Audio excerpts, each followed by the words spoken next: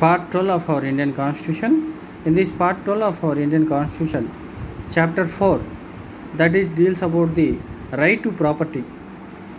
When our Indian Constitution came into force, our Indian Constitution came into force, then there are 7 fundamental rights.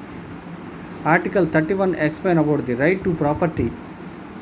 Initially, that is our fundamental right. Later, according to constitutional amendment, it was deleted from our Indian Constitution, deleted from fundamental rights.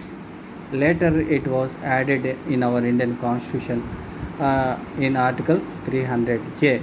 Now it was treated as legal right.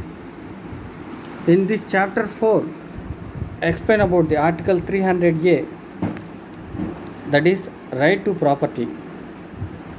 Article 300A, persons not to be deprived of property save by authority of law. Article 300A deals about the right to property that was treated as the legal right.